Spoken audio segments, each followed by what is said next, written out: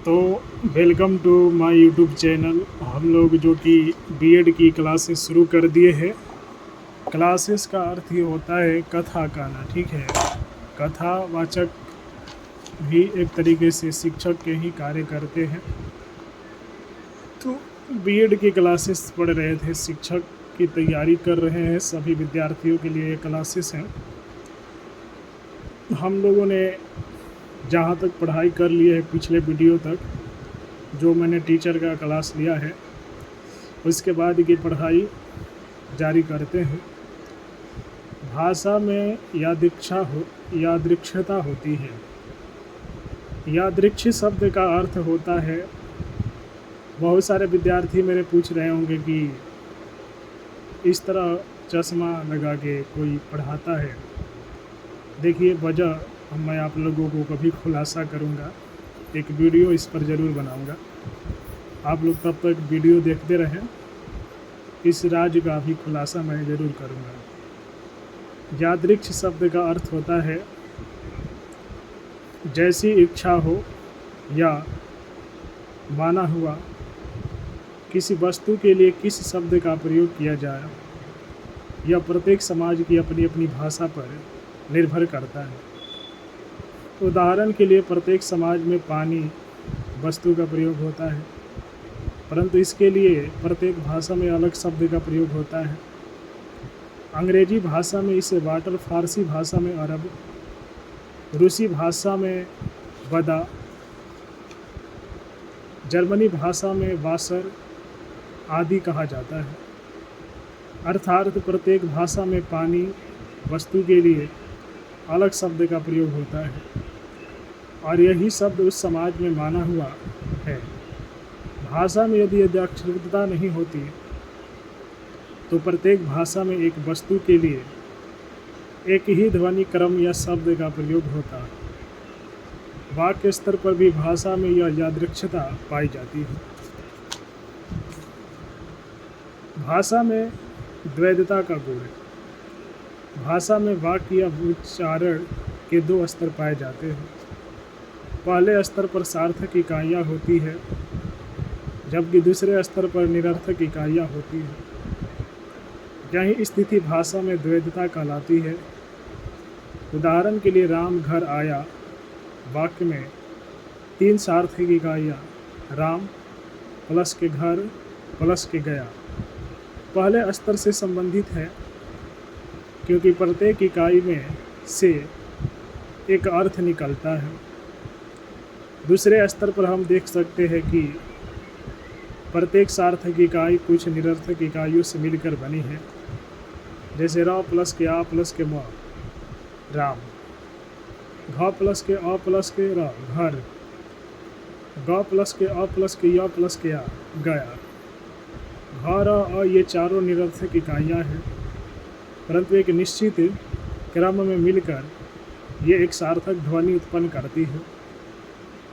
भाषा शास्त्र में इन निरर्थक इकाइयों को स्वनिम तथा सार्थक इकाइयों को रूपिम कहा जाता है।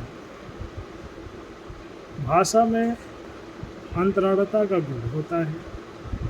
कुछ अपवादों को छोड़कर पशु पक्षी की भाषा में केवल काल, वर्तमान काल और स्थान की सूचना दी जाती है। वे भूतकाल या भविष्य काल के बारे में भाषा का प्रयोग नहीं कर सकते हैं।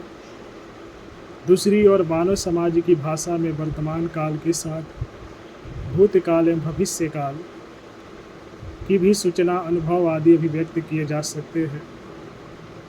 इसी प्रकार मानव समाज की भाषा में उस घटना को भी अभिव्यक्त किया जा सकता है जो भाषा व्यापार होने का वाले स्थान से बहुत दूर स्थान पर घटी है।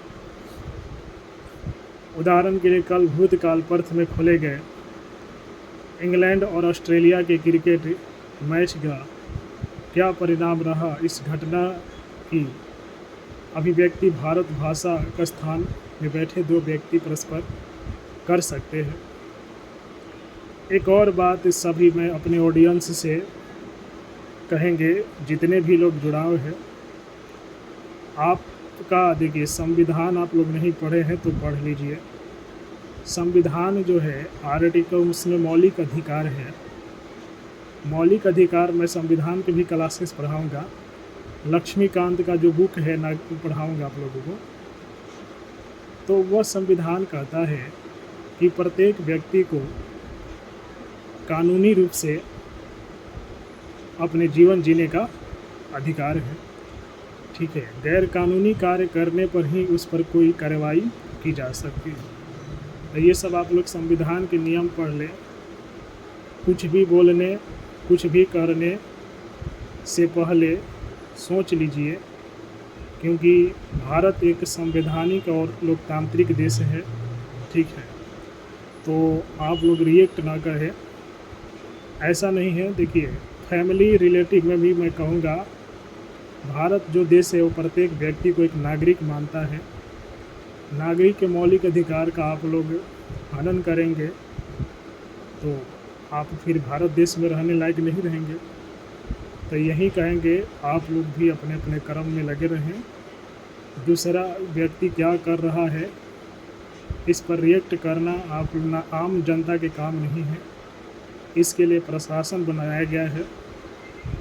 ठीक है, गैर कानूनी कार्य, गलत कार्य को रोकने के लिए प्रशासनिक तंत्र है। आम जनता इस पर ना ही कुछ करे तो बेहतरीन है। आप लोग उनका साथ लेने का कोशिश करें। चलिए आगे स्टडी करते हैं। पढ़े लिखे होंगे तो मेरी बात समझ जाएंगे, नहीं समझेंगे तो फिर मैं क्या कर सकता हूँ। भाषा समाज सापेक्ष प्रक्रिया है। भाषा का जन्म मानव समाज में ही संभव है और इसका विकास भी मानव समाज द्वारा हो सकता है। बच्चा परिवार में रहकर भाषा सीखने का प्रयास करता है और समाज से जुड़कर उसकी भाषा में विकास होता जाता है। वह भाषा के प्रयोग के बल पर ही जीवन भर समाज से जुड़ा रह सकता है।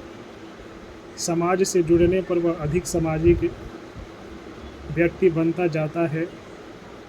अतः मनुष्य के सामाजिक व्यक्तित्व का निर्माण और उसका विकास भाषा में ही संभव है। भाषा का कोई अंतिम स्वरूप नहीं है। वैसे तो जब कोई वस्तु बनकर तैयार हो जाती है तब वही उसका अंतिम स्वरूप होता है, परंतु भाषा के संबंध में यह बात नहीं कही जा सकती है। प्रत्येक जीवंत भाषा का स्वरूप धीरे धीरे रहता है और अप्रचलित शब्द प्रायः लुप्त होते रहते हैं। कई बार प्रचलित शब्द से नया अर्थ ग्रहण कर लिया जाता है। उदाहरण के लिए सन 1930 से 35 के आसपास थानेदार को जमादार कहा जाता था, परंतु अब इस शब्द से नया अर्थ ग्रहण किया जाता है। इसके बाद पढ़ेंगे भाषा के महत्व। प्रकृति ने केवल मनुष्य को ही भाषा का वरदान दिया है। भले ही पशु पक्षी भी भाषा का प्रयोग करते हैं, परंतु वे न तो अपने अनुभवों को और न ही मन के सूक्ष्म भावों को अभिव्यक्त कर पाते हैं। सच्चे अर्थों में भाषा ने ही मनुष्य को समस्त प्राणियों में श्रेष्ठ बनाया है।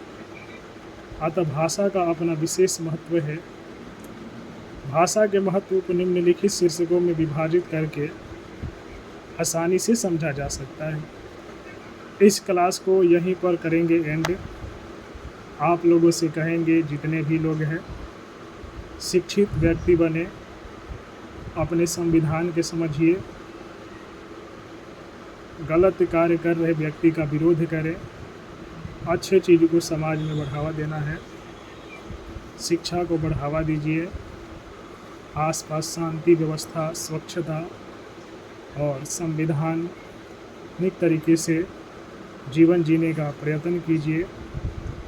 यही मैं आप लोगों को बार बार मैसेज देते रहूँगा, ताकि आप लोग भी अपने जीवन में कुछ ऐसा वर्क करें जिससे कि आप लोगों का कुल का नाम रोशन हो, आपकी जाति का नाम रोशन हो, और आपका देश का नाम रोशन हो आपके घर परिवार समाज का नाम रोशन हो।